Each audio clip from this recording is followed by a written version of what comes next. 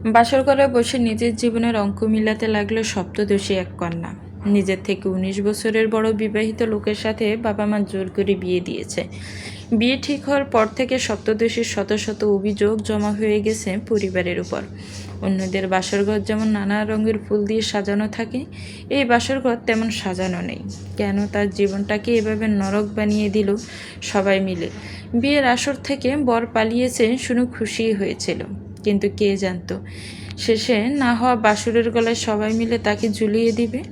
এসব ভাবতে ভাবতে হঠাৎ দরজা লক করার আওয়াজ হলো। বুঝতে বাকি রইল না রুমে কেউ আসছে। সে নিজেকে আর একটু গুটিয়ে নিল। এসির শীতল হাওয়ার মাঝেও তার হাত দুটো ঘেমে পিচ্ছিল হয়ে গেছে। সপ্তদোষী নিচের দিকে তাকিয়ে থাকলেও সামনে কারো উপস্থিতি বেশ বুঝতে পারছে। হঠাৎ সামনে দাঁড়িয়ে থাকা ব্যক্তিটা বলল, ফ্রেশ হয়ে এসো, তোমার সঙ্গে গুরুত্বপূর্ণ কথা আছে। চুপচাপ নীরবতা, কেউই কিছু বলছে না। হঠাৎ ব্যক্তিটা আবার বলে উঠল, একটা কথা বারবার বলা উৎস যাওয়াত পছন্দ করে না, জলদি ফ্রেশ হয়ে এসো। বাই দ্য ওয়ে, তোমার নাম কি? সপ্তদোষী বুঝল সামনে দাঁড়িয়ে থাকা ব্যক্তিটার নামই উৎস জাওয়াদ। তারপর কাফা গলায় বলল, রূপকথা। উৎস গম্ভীরভাবে বলল, কেউ নাম জিজ্ঞেস করলে পুরো নাম বলতে হয়। পুরো নাম বলো। রূপকথা আহসান। আচ্ছা যাও, ফ্রেশ হয়ে এসো। রূপকথা বিছানা থেকে নামতে গিয়ে লেহেঙ্গার সঙ্গে পা বেঁধে দপাস করে টাইলসে পড়ে গেল। তার পড়ে যাওয়া দেখে উৎস দেখেও দেখলো না। উৎস একটা টি শার্ট আর ট্রাউজার নিয়ে অন্য রুমে চলে গেল। এটা দেখে রূপকথার চোখে পানি জমে গেল। লোকটা তো চাইলেই তাকে উঠতে সাহায্য করতে পারত, কিন্তু সাহায্য করলো না। এত পাষাণ মানুষও হয় বুঝি? নিয়তি তাকে কোথায় এনে ফেলো।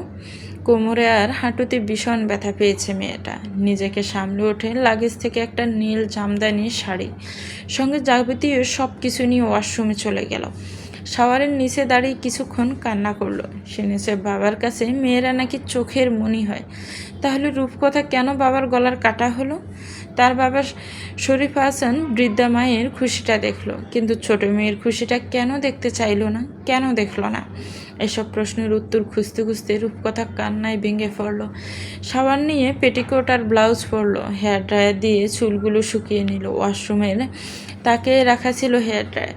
ওয়াশরুমে পড়লে শাড়িটা টাইলসে পানি দিয়ে ভিজে যেত, তাই ওয়াশরুমের দরজা খুলে দেখে নিল রুমে কেউ আছে কিনা। দেখলো না, কেউ নেই দেখে রূপকথা শাড়িটা হাতে নিয়ে বেরিয়ে আসলো। শাড়ির প্রতি সে অন্যরকম একটা টান অনুভব করে।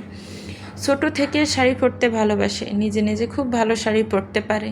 জটপট করে শাড়িটা পরে নিল। বুকের উপর থাকা এলোমেলো আঁচলটা হাতে নিয়ে যেই না ঠিক করতে যাবে, অমনি পিছনে চোখ যেতে চমকে উঠল। দেখলো উৎস হাতে কফি নিয়ে বারান্দার দরজা হেলান দিয়ে তার দিকে তাকিয়ে দাঁড়িয়ে আছে। রূপকথা ভাবতে লাগলো, রুমে কবে আসলো এই লোক? মান সম্মানটা দুলোই মিশে গেল। রূপকথার এবার লজ্জায় কান্না চলে আসলো। তার সঙ্গেই কেন এসব হয়? উৎস রুমে এসে রূপকথার সামনে দাঁড়িয়ে বলল, বিছানায় বসো, আমি আসছি। বিছানায় কেন বসতে বলল? এটাই ভাবছিল রূপকথা। হঠাৎ মনে পড়ল উৎস বলেছে একটা কথা বারবার বলা সে পছন্দ করে না, তাই তাড়াতাড়ি বিছানায় গিয়ে বসে পড়ল। উৎস কফির কাপ দুটো বিছানার পাশে টি টেবিলে রেখে বিছানার পাশে একটি চেয়ার টেনে বসলো। রূপকথা আর উৎসর মাঝে এখন হয়তো 2.5 হাত বা তার থেকে একটু কম বেশি দূরত্ব বিদ্যমান। উৎস জিজ্ঞেস করলো, আমার নাম তো নিশ্চয়ই এতক্ষণে জেনে গেছো। সম্পর্কে তোমার বাসর হওয়ার কথা ছিল, কিন্তু পরিস্থিতির চাপে পড়ে বর হয়ে গেলাম। আমি শিওর তুমি আমার সম্পর্কে কিছুই জানো না। এবার আমি আমার সম্পর্কে বলবো আর তুমি শুনবে। এরপর উৎস থেমে আবারও বলল, তুমি শুনলে হয়তো অবাক হবে, আমি আগেও একটা বিয়ে করেছিলাম। কথা শুনে রূপকথার দম আটকে আসলো। শেষে কিনা তার বাবা তাকে একটা ডিভোর্স হওয়া ছেলের সঙ্গে বিয়ে দিয়ে দিল।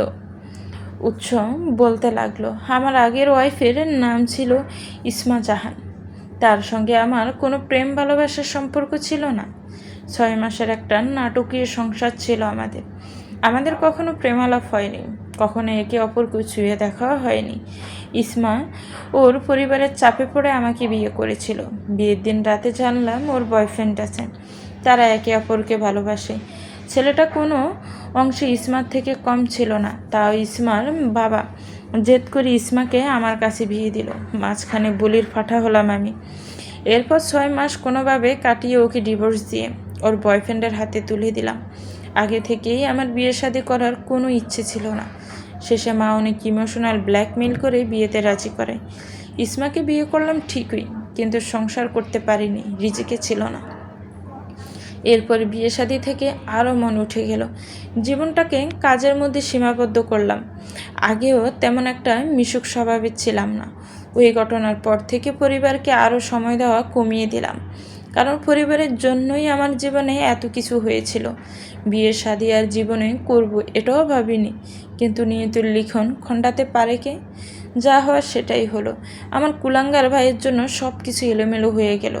তোমার মতো পিচ্ছি একটা মেয়ের জীবন ধ্বংসের হাত থেকে বাঁচাতে আমাকেই কাজে লাগানো হলো। মাঝখান দিয়ে আমার আর তোমার বয়সের পার্থক্যটা কেউ দেখলো না। রূপকথার খুব জানতে ইচ্ছে করছে উৎসের বয়স সম্পর্কে, তাই কৌতূহল দমাতে না পেরে প্রশ্ন করে বসলো, বয়স কত আপনার? অনুমান করো কত হতে পারে? 25-26 হবে।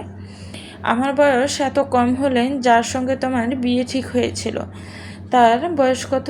কি জানি, বুঝতে পারছি না। আপনি বলে দিন। আমাকে দেখে কিভাবে তোমার 25-26 বছর বয়সী তরুণ মনে হলো আমি জানি না, তবে আমার বয়স এতটাও কম না। আমি যখন ইসমাকে বিয়ে করি তখন আমার বয়স ছিল 27 বছর। আমাদের বিয়ের আর ডিভোর্সের আজকে 9 বছর হতে চলল। এবার হিসাব করো আমার বয়স কত হতে পারে। উৎসর বয়স হিসেবে করে রূপকথার চোখ ছানা বড়া হয়ে গেল। মুখ ফুটে বলেই দিল, কি আপনার বয়স 36 বছর? বোঝাই তো যায় না। কে বলেছে বোঝা যায় না? তুমি পিচ্ছি বলে বুঝতে পারোনি। না সত্যি, মাথা ছুঁয়ে বলছি। আচ্ছা বুঝেছি। শোনো, আমি খুব ভালো মানিয়ে নিতে জানি। যে কোনো কিছু খুব সহজেই সমাধান করতে আমার ভালো লাগে। এই সম্পর্ক নিয়ে তুমি যা চাইবে তাই হবে। তোমার কোনো কিছুতে আমি কোনো প্রকার বাধা দিব না। এই বিশ্বাসটা তুমি আমার উপর রাখতে পারো। এবার তোমার সম্পর্কে বলো। আমি তো কিছুই জানি না তোমার সম্পর্কে, এমনকি তোমার নামটা পর্যন্ত একটু আগে জানলাম। রূপকথা একটা দীর্ঘশ্বাস ফেলে বলতে আরম্ভ করল, আমার নাম রূপকথা আহসান, বাসা ঢাকা গুলশান 1-এ, নিজেদের ফ্ল্যাটে থাকি। বাবা সাউথ পয়েন্ট স্কুল অ্যান্ড কলেজের প্রিন্সিপাল। আমি ওই কলেজে ইন্টার ফার্স্ট ইয়ারের স্টুডেন্ট। আমার মা একজন গৃহিণী। আমার একটা বড় ভাই আছে, অনার্স সেকেন্ড ইয়ারে পড়ে। বাসায় আমরা 5 জন থাকি, মানে থাকতাম আর কি। আমি, ভাইয়া, মা, বাবা, দাদি। রূপকথা একটানা কথাগুলো বলে একটু থামলো, তারপর মন খারাপ করে বলল, জানেন আমাদের পরিবারটা খুব সুন্দর ছিল। তারপর হঠাৎ দাদির ক্যান্সার ধরা পড়লো। এরপর থেকেই আমাদের সব এলোমেলো হয়ে গেল। সবাই আমাকে বিয়ে দেওয়ার জন্য, আমার জীবন ধ্বংস করার জন্য উঠে পড়ে লাগলো। তারা অবশ্যই সফলও হয়েছে, তারা পেরেছে। ভাইয়ার মা প্রথমে বিয়েতে অমত করলেও পরে তারাও বাবার কথায় রাজি হয়ে গেল। এরপর আর কি, সব কিছু তো দেখছেনি। কথা শেষ করে রূপকথা কান্না করে দিল। তার সুন্দর জীবনটা কিভাবে নষ্ট হয়ে গেল। রূপকথার বলা প্রতিটা বাক্য উৎস খুব মনোযোগ দিয়ে শুনল। মেয়েটার প্রতি খানিক মায়া হলো। এত ছোট একটা মেয়েকে কিভাবে বিয়ে দিল। তার থেকে বড় কথা, সে অবাক হচ্ছে এটা ভেবে যে সে বাল্যবিবাহ করেছে। শেষে কিনা নিজের হাঁটুর বয়সী একটা মেয়েকেই বিয়ে করতে হলো। উৎস বলল, তুমি কি চাও সেটা বলো। আগেই বলেছি, এখানে তোমার ইচ্ছেকে সর্বপ্রথম প্রাধান্য দেওয়া হবে।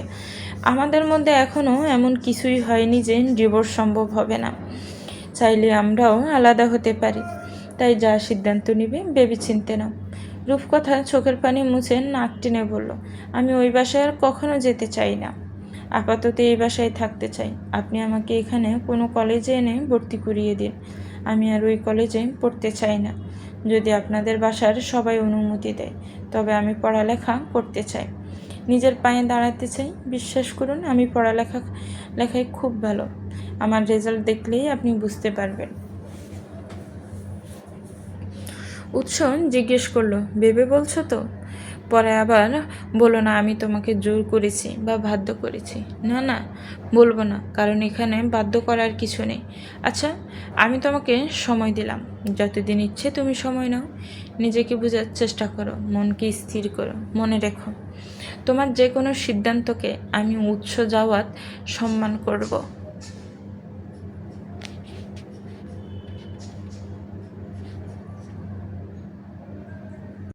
রূপকথা উৎসকে যত দেখছে তত অবাক হচ্ছে। এই মানুষটা এত কথা বলতে পারে, মুখ দেখে বোঝার জো নেই। কি সুন্দর গুছিয়ে কথাগুলো বলল। অথচ ওনাকে প্রথম দেখাতে রূপকথা কতই না অহংকারী ভেবেছিল। তার এই এক চামচ বেশি বোঝার স্বভাবটা আর গেল না। উৎস বলল, শুয়ে পড়ো, রাত 3টে বাজতে চলল। আপনি ঘুমাবেন না?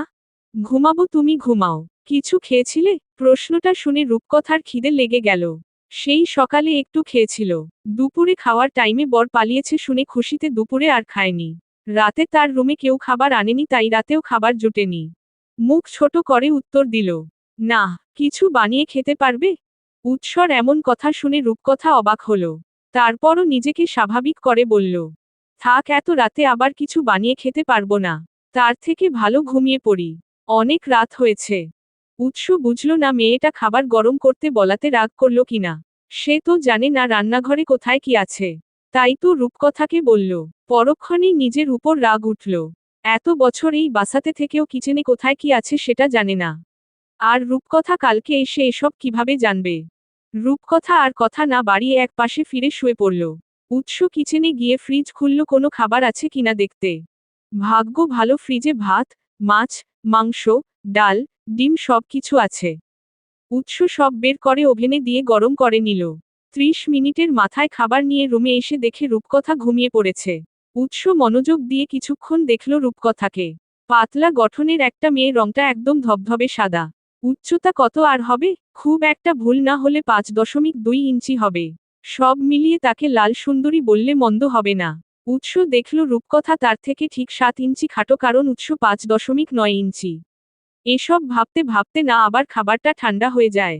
তাই উৎস খাবারগুলো বিছানার পাশের টি টেবিলে রেখে রূপকথাকে ডাকল। রূপকথা, রূপকথা উঠো, তোমার জন্য খাবার এনেছি। রূপকথা। এবার রূপকথা একটু নড়েচড়ে শোয়া থেকে উঠে বসল। খাবার এনেছি, খেয়ে নাও। এত রাতে আবার কষ্ট করতে গেলেন কেন? খাবার ফ্রিজেই রাখা ছিল। আমি শুধু ওভেনে দিয়ে গরম করে এনেছি। ওহ। কথা শেষ করে রূপকথা ওয়াশরুমে গিয়ে ফ্রেশ হয়ে আসলো। মুখ মুছে টাওয়েলটা খাটে ছুঁড়ে মারল। উৎস সেটা নিয়ে বারান্দায় মেলে দিল। বিছানায় এভাবে টাওয়েল ছুঁড়ে মারায় উৎস বিরক্ত হল। কারণ তার অগোছালো কাজ একজনই পছন্দ না। উৎস বারান্দা থেকে এসে দেখে রূপকথা খাওয়া শুরু করেছে। উৎস বিছানায় এক পাশে গিয়ে হেলান দিয়ে বসে ল্যাপটপে কাজ করতে লাগল। অন্যদিকে রূপকথা আপন মনে খাচ্ছে। উৎস কাজের মাঝে হঠাৎ রূপকথার দিকে তাকালো। ভাবল তার ভাই কিভাবে পারল এই মেয়েটাকে ঠকাতে। পরক্ষণেই মনে মনে বলল, এর যা করেছিস তার মাসুল তোকে গুনতেই হবে। এটা উৎস যাওয়াদের ওয়াদা। রূপকথা খাওয়া শেষ করে উৎসের দিকে তাকাতেই দেখতে পেল উৎস তার দিকে তাকিয়ে আছে। উৎসকে এভাবে তাকিয়ে থাকতে দেখে রূপকথা প্রথমে ভেবেছে মুখে খাবার লেগে আছে। কিন্তু পরে দেখে না, সব ঠিকই আছে। তাহলে এভাবে তাকিয়ে আছে কেন? এসব সাত পাঁচ আর না ভেবে রূপকথা আগের বারের মতো অন্যদিকে মুখ করে শুয়ে পড়ল। উৎস এতক্ষণে আর ঘুমালো না। কিছুক্ষণ পর আজানের শব্দ শুনে উৎস বিছানা থেকে নেমে ওয়াশরুমে চলে গেল। অজু করে এসে মসজিদে চলে গেল। নামাজ শেষ করে এসে দেখে রূপকথা একদম গুটিসুটি মেরে ঘুমিয়ে আছে। দেখে বোঝা যাচ্ছে ঠান্ডা লাগছে। যা দেখে উৎস এসির পাওয়ারটা একটু কমিয়ে দিল। এরপর জগিং এ যাওয়ার জন্য তৈরি হয়ে নিল। জগিং এ যাওয়ার আগে একবার রূপকথাকে দেখে গেল। রূপকথা তখনও বেঘোরে ঘুমাচ্ছে, তার বেবি হেয়ারগুলো চোখ, মুখের উপর এসে হানা দিয়েছে। রূপকথার চুলগুলো বেশি লম্বা না, কোমর থেকে অনেকটাই উপরে। তবে চুলগুলো অনেক বেশি সুন্দর এবং সিল্কি। উৎস আর দাঁড়িয়ে সময় নষ্ট করল না, বেরিয়ে পড়ল জগিংয়ের উদ্দেশ্যে। অন্যদিকে রূপকথার দাদির অবস্থা তেমন ভালো না। গতকাল নাত জামাই পালিয়েছে শুনে বৃদ্ধা অনেক বেশি হাইপার হয়ে গিয়েছিল। এরপর প্রেশার হাই হয়ে যাতা অবস্থা। সারারাত বাসার একটা মানুষও ঘুমাতে পারেনি। সবাই বসে বসে পাহারা দিয়েছে। তাকে এখন হাসপাতালে নেওয়াও যাবে না। তাই বাসায় ডাক্তার আনা হয়েছে। ডাক্তার এসে সব দেখে ওষুধ দিয়ে গেলেন। সকাল হতে একটু সুস্থবোধ করছেন। আগামী মাসে তাকে ইন্ডিয়া নিয়ে যাওয়া হবে চিকিৎসার জন্য। তবে তিনি যেতে নারাজ। তার একটাই কথা, তার হায়াত ফুরিয়ে এসেছে।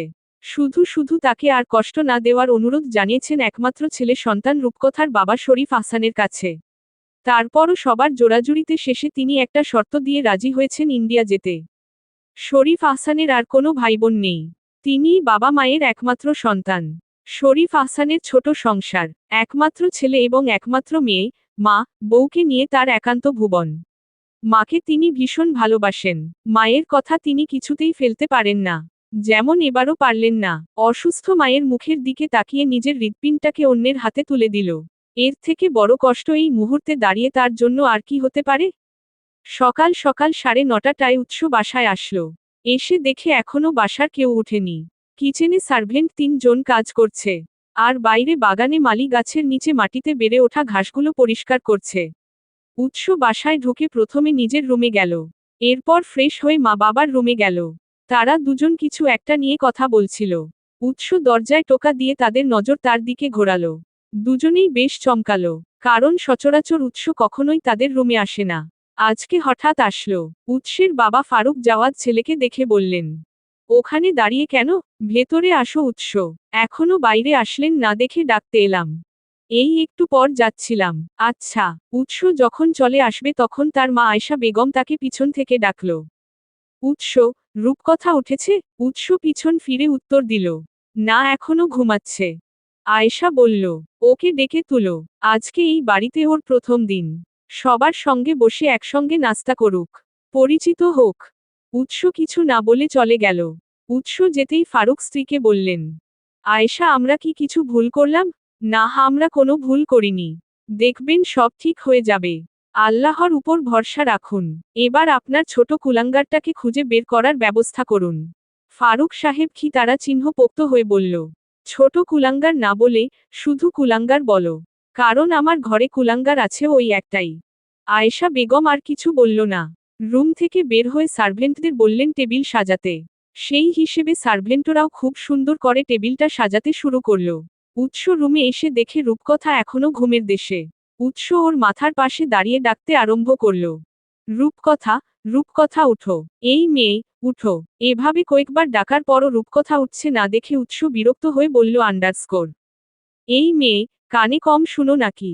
উঠতে বলছি না, উঠো। উৎস, এমন ডাকে রূপকথা ভয় পেয়ে তড়িঘড়ি করে উঠতে গিয়ে কোমরে টান খেল। ব্যথায় কোমরে হাত দিয়ে আহ করে চিৎকার করে উঠল। উৎস জিজ্ঞেস করল, কি হয়েছে? কি হয়েছে জিজ্ঞেস করেছি। আপনি কি অন্ধ? মানে, কালকে তো আপনার সামনেই পড়ে ব্যথা পেলাম। এখন আবার জিজ্ঞেস করছেন কি হয়েছে? ওহ, ফ্রেশ হয়ে নাস্তা করে মেডিসিন নাও। ব্যথা সেরে যাবে। রূপকথা কিছু না বলে ওভাবেই বসে রইল। উৎস ওর দিকে তাকিয়ে আছে।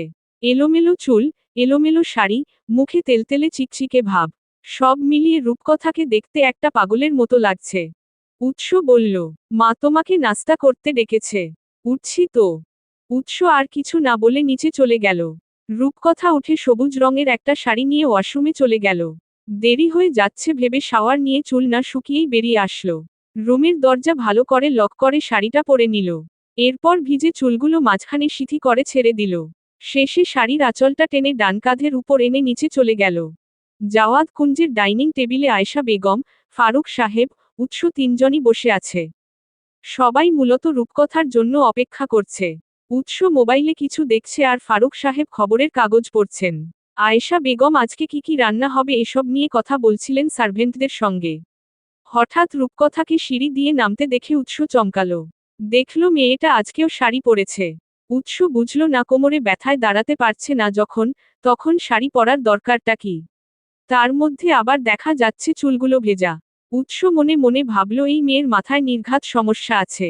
না হয় আমাকে এভাবে লজ্জায় ফেলার মানে হয়। রূপকথা ডাইনিং টেবিলের কাছে এসে সবাইকে গুড মর্নিং জানালো। রূপকথার কণ্ঠ শুনে আয়েশা বেগম এবং ফারুক সাহেব দুজনই তার দিকে তাকালো। তারাও হাসিমুখে গুড মর্নিং বলে রূপকথাকে উৎসের পাশের চেয়ারে বসতে বলল। আয়েশা বেগম জিজ্ঞেস করল, কোমরে হাত কেন বৌমা? কি হয়েছে কোমরে? বৌমা ডাকটা শুনে রূপকথা লজ্জা পেল। বৌমা ডাকার কি দরকার? তার তো একটা নাম আছে নাকি? রূপকথা আপাতত সেসব চিন্তা সাইডে রেখে আয়েশা বেগমের কথায় উত্তর দিল, কোমরে একটু ব্যথা পেয়েছি। আয়েশা বেগম চিন্তিত হয়ে জিজ্ঞেস করল, ওমা কিভাবে ব্যথা পেয়েছ? কি হয়েছে? ওই কাল রাতে। এটুকুতেই ফারুক সাহেব রূপকথাকে থামিয়ে দিয়ে বলল আন্ডারস্কোর। ঠিক আছে বৌমা, আমরা বুঝতে পেরেছি।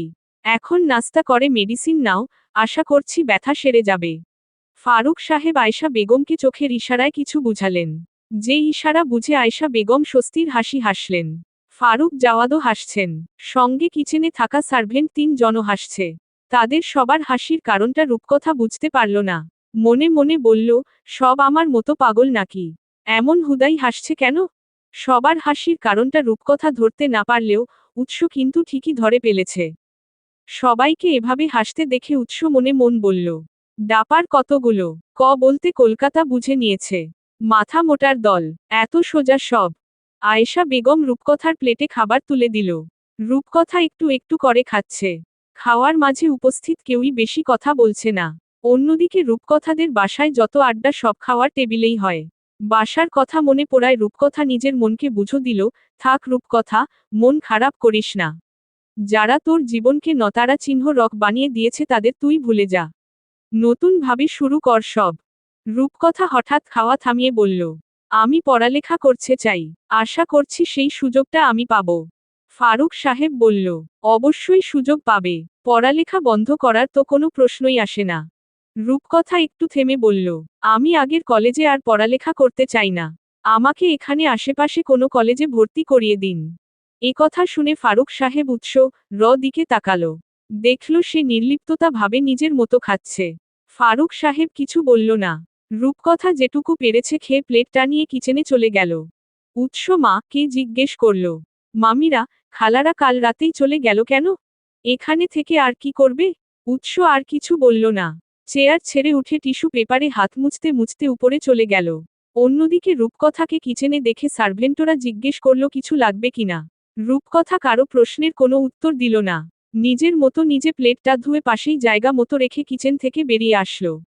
এরপর আয়েশা বেগমকে জিজ্ঞেস করল, কি কাজ করতে হবে? আমাকে বুঝিয়ে দিলে ভালো হতো। আয়েশা বেগম বলল, তোমাকে কাজ করতে হবে কেন বৌমা? বাসায় এতজন সার্ভেন্ট কেন আছে? যদি আমার বৌমাকে কাজ করাতে হয়, তুমি উপরে যাও, রেস্ট নাও। রূপকথা মায়ের কথা শুনে খুশি হল। কারণ সে রান্না বান্না কিছুই জানে না। নিজের বাসায় থাকতে জীবনে এক গ্লাস পানিও ঢেলে খায়নি। আয়েশা বেগমের কথায় রূপকথা মাথা নাড়িয়ে উপরে চলে গেল। গিয়ে দেখে রেডি হচ্ছে। কোথায় যাচ্ছে সেটা জিজ্ঞেস করার প্রয়োজন মনে করল না রূপকথা। তাই জিজ্ঞেসও করল না, সোজা চলে গেল বারান্দায়। বারান্দায় কোনো গাছ নেই দেখে রূপকথা বিরক্ত হল। বারান্দায় গাছ কার না থাকে? রূপকথার বারান্দায় তো অনেকগুলো ফুল গাছ আছে। সব তার ভাই এনে দিয়েছিল। কে জানে মা গাছগুলোতে পানি দিবে কিনা। রেডি হয়ে বারান্দায় গিয়ে দেখে রূপকথা বারান্দার গ্রিল ধরে আকাশের দিকে তাকিয়ে আছে। চুলগুলো ছেড়ে দেওয়া, পিছনে থেকে শাড়ির ফাঁকে উন্মুক্ত সাদা পেটের অংশ বিশেষ উকি মারছে। সেদিকে নজর না দিয়ে বলল, আমি অফিস যাচ্ছি, টেবিলের উপর মেডিসিন রাখা আছে, খেয়ে নিও। রূপকথা কিছু না বলে আগের মতো দাঁড়িয়ে রইল। আর কিছু বলল না। নিচে গিয়ে পার্কিং থেকে গাড়ি নিয়ে বেরিয়ে পড়ল অফিসের উদ্দেশ্যে। বারান্দা থেকে স্পষ্ট দেখা যাচ্ছে, পার্কিং থেকে একটা গাড়ি বেরিয়ে গেছে।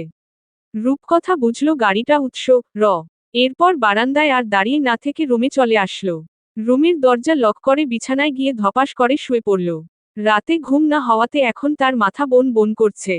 রূপকথার ঘুম ভাঙল ডাকে। উঠে রুমের দেয়াল ঘড়িতে দেখে 4:30 বাজতে চলল। মাত্র অফিস থেকে এসেছে। দেখেই বোঝা যাচ্ছে এখনো ফ্রেশও হয়নি। রূপকথা উঠে শাড়িটা ঠিক করে নিল। এরপর চুলগুলো হাতখোপা করে নিল। নিজের টি শার্ট, ট্রাউজার নিয়ে ওয়াশরুম চলে গেল। শাওয়ার নিয়ে রুমে এসে দেখে রূপকথা আগের মতো মন মরা হয়ে বিছানার এক পাশে বসে আছে। জিজ্ঞেস করল, কি সমস্যা? আমার খুব মুড সুইং হচ্ছে। কেন? আজব মার্কা প্রশ্ন করেন। মেয়েদের মুড সুইং এর কোনো কারণ হয় নাকি? দুপুরে খেয়েছ? খাইনি। খাওয়ার জন্য কেউ ডাকেনি আমায়।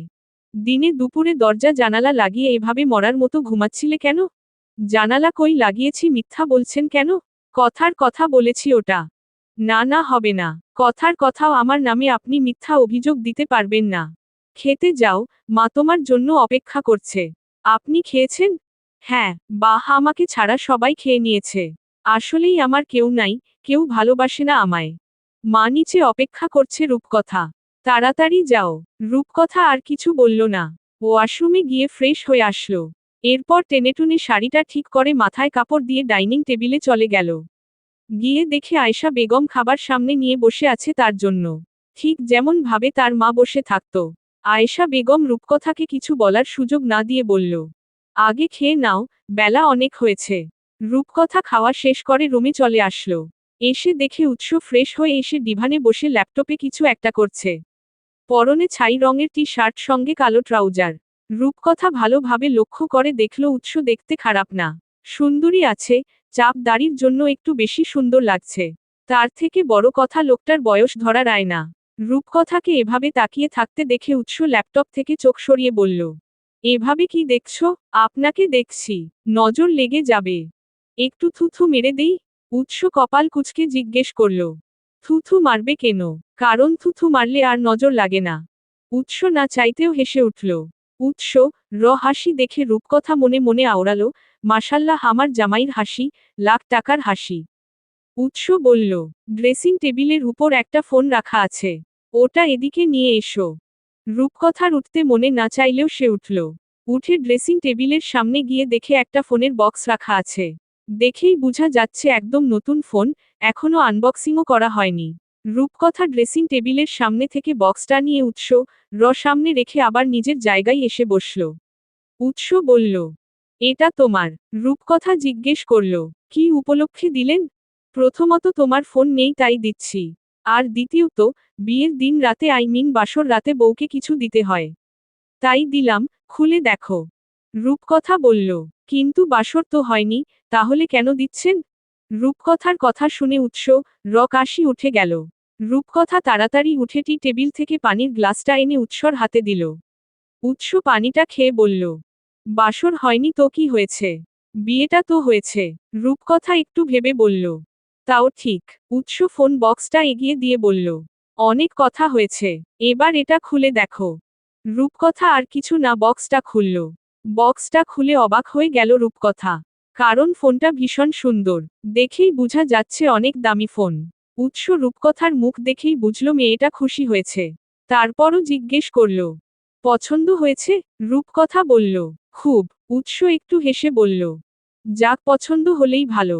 রূপকথা উঠে উৎস গাল টেনে বলল, এক বস্তা ধন্যবাদ। এভাবে তার গাল টেনে দেওয়াতে উৎস হতভম্ব হয়ে গেল। গলা দিয়ে আওয়াজ বের হচ্ছে না। কিছুক্ষণের জন্য কথা বলতে ভুলে গেছে। তার বিশ্বাস হচ্ছে না কেউ তার গাল টেনে দিয়েছে। মনে মনে বলল, আল্লাহ এই বয়সে কোন পাগলের পাল্লা এনে ফেললে আমায়। রূপকথা বলল, আপনার নাম্বারটা বলুন। উৎস কাজ করতে করতে আনমনে জিজ্ঞেস করল, কেন? সকাল সন্ধ্যা ফোন দিয়ে ডিস্টার্ব করব বলে। উৎস আর কিছু না বলে মান সম্মান থাকতে থাকতে নাম্বার দিয়ে টা দিল। উৎস কাজ বাদ দিয়ে বসে বসে রূপকথার পাগলামি দেখছে। উৎস বিছানায় বসে কাজ করছিল। রূপকথা করার কিছু খুঁজে না পেয়ে উৎস থেকে একটু দূরত্ব বজায় রেখে শুয়ে পড়ল। উৎসকে বলল, আমাকে একটা ফেসবুক আইডি খুলে দিন। উৎস ভ্রু কুঁচকে জিজ্ঞেস করল, ফেসবুক আইডি দিয়ে কাজ কি তোমার? কোনো কাজ নেই, এমনিই খুলে দিন। উদ্ধৃতি চিহ্ন। আগে 18 বছর হোক, তারপর ফেসবুক আইডি খুলে দেওয়া যায় কিনা ভেবে দেখব। বয়স ম্যাটার করে না ব্রো, আমি বিবাহিত এটাই বড় কথা। আপনি খুলে দিবেন কিনা সেটা বলুন। না, ঠিক আছে আমি নিজেই খুলব। উৎস আর কিছু বলল না।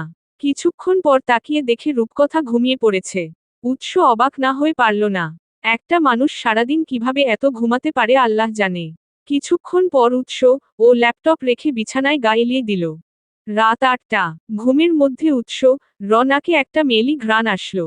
এত সুন্দর স্মেলটা কিসের? উৎস ঘুমের মধ্যে বুঝতে পারল না। চোখ খুলে দেখে রূপকথা তাকে জড়িয়ে ধরে ঘুমাচ্ছে। উৎস অস্বস্তিতে পড়ে গেল। রূপকথা এই অবস্থা দেখে যদি অন্য কিছু ভাবে। এমনিতেও তো 1 চামচ বেশি বুঝার স্বভাব মেয়েটার। উৎস রূপকথার থেকে নিজেকে ছাড়াতে চাইলেও পারছে না। ঘুমের মধ্যে রূপকথা তাকে আঁকড়ে ধরে আছে। উৎস পড়ল আরেক মুসিবতে। কিছুক্ষণ পর রূপকথা নড়েছে উঠছে দেখে উৎস ঘুমের ভং ধরল। ঘুম ঘুম চোখে নিজেকে উৎস বুকে দেখে ঘাবড়ে গেল রূপকথা। এরপর আস্তে করে নিজের মাথাটা একটু উঠিয়ে উৎস ঘুমাচ্ছে কিনা দেখে নিল। দেখল সত্যিই ঘুমাচ্ছে। উৎস ঘুমাচ্ছে দেখে রূপকথা আবারও তার বুকে মাথা রাখল। রূপকথার মনে হলো বর্তমানে এটাই তার একমাই ভরসাস্থল। এখানে থাকলেই সে নিরাপদ থাকবে। 6 দিন পর রূপকথা আর উৎসের সম্পর্কটা আগের মতোই আছে। তবে উৎস বুঝল রূপকথা প্রচণ্ড রকমের বাছাল এবং উচ্চণ্ডী একটা মেয়ে। এই কয়েক দিনেই তার মাথা অর্ধেকটা খেয়ে নিয়েছে। সকাল 9টায় জাওয়াদ কুঞ্জের সবাই নাস্তা করতে বসেছে। এমন সময় কলিং বেল বেজে উঠল। একজন সার্ভেন্ট গিয়ে মেইন ডোর খুলে দিল। দেখল উদয় এসেছে। বাহিরে থেকে আসা ব্যক্তিটার নামই উদয়। উদয় সোজা ডাইনিং রুমে চলে গেল। সেখান গিয়ে দেখে বাসার সবাই এখানে উপস্থিত আছে। উদয়কে দেখে ফারুক সাহেব উঠে দাঁড়ালো। উদয়কে দেখে উৎস নির্লিপ্ততা ভাবে খাচ্ছে। তার কোনো হেলদোল নেই। দেখে মনে হচ্ছে সে যেন আগে থেকেই জানতো সবটা। আজকে যে উদয় এই সময় এই স্থানে এসে উপস্থিত হবে। রূপকথা উদয়কে দেখা মাত্রই চিনে ফেলল। ফারুক সাহেব উদয়কে দেখে জিজ্ঞেস করল, এতদিন পর কোথা থেকে এসে হাজির হলে আবার? উদয় বলল, বলতে বাধ্য নই আমি। তার আগে তুমি বলো, আমার ব্যাংক অ্যাকাউন্ট, এটিএম কার্ড এসব কে ব্লক করেছে? এবার উৎস মুখ খুলল, বলল, আমি করেছি। উদয় জিজ্ঞেস করল, কেন করেছ? উৎস বলল, বলতে বাধ্য নই। ফারুক সাহেব উদয়কে উদ্দেশ্য করে বলল, উৎস যা করেছে বেশ করেছে। তোমার শাস্তি আরো ভতারা চিহ্ন আবহ হওয়া উচিত ছিল। উদয় বলল, কিসের শাস্তি? কি করেছি আমি? ফারুক সাহেব তেতে উঠে বলল, একটা মেয়েকে ভরা বিয়ের আসরে রেখে কাপুরুষের মতো পালিয়েছ। আবার জিজ্ঞেস করছো কি করেছ? উদয় বলল, আমি রেখে চলে এসেছি তাতে কি এমন হয়েছে? তোমার গুণধর বড় ছেলে উৎস জাওয়াদ তো ছিলই। সে তো ঠিকই মেয়েটাকে বিয়ে করে সবার চোখে হিরো সেজেছে। এতে করে কারো কোনো ক্ষতি হয়েছে বলে তো আমার মনে হচ্ছে না। এসব দেখে রূপকথা নাস্তা না করেই উঠে নিজেদের রুমে চলে গেল। রূপকথা যেতেই উৎস উঠে উদয়ের সামনে গিয়ে দাঁড়ালো। উদয় এই বাড়ির ছোট ছেলে। উৎস জাওয়াদের বিগড়ে যাওয়া একমায় ছোট ভাই। এবং ফারুক জাওয়াদের ছোট সন্তান। উৎস উদয়ের গালে সজোরে একটা তারা চিহ্ন পোপর বসিয়ে দিল। জীবনে প্রথম ভাইয়ের হাতে থাপ্পড় খেয়ে গালে হাত দিয়ে ভাইয়ের দিকে তাকিয়ে আছে উদয়। তার বিশ্বাস করতে কষ্ট হচ্ছে তার ভাই তাকে তারা চিহ্ন পোপর মেরেছে। এই 25 বছর বয়সে অনেক ভুল করেছে। ভুলের জন্য বাসার সবার কাছে কথা শুনেছে ঠিকই কিন্তু কখনো কারো হাতে মাইর খায়নি। উৎস বলল, যা করেছিস তার জন্য তোকে অনেক সাফার করতে হবে। রেডি থাক। এখন গালে যেটা পড়ল, এটা তো শুরু ছিল মাত্র। এ বলে উৎস আর দাঁড়ালো না। ডাইনিং রুম ছেড়ে নিজের রুমে চলে গেল। রুমে গিয়ে দেখে রূপকথা বারান্দার গ্রিল ধরে আকাশের দিকে তাকিয়ে আছে। উৎস রূপকথার পাশে গিয়ে দাঁড়ালো। অতঃপর জিজ্ঞেস করল, কি হয়েছে, মন খারাপ? না। তাহলে? আচ্ছা আপনার ভাই আমাকে বিয়ে না করার কারণ কি? হয়তো তোমার বয়স কম, তাই। তাহলে আপনি কেন বিয়ে করলেন? পরিবারের সম্মান রক্ষা করতে কিংবা একটা মেয়েকে সমাজের কটু কথার হাত থেকে বাঁচাতে।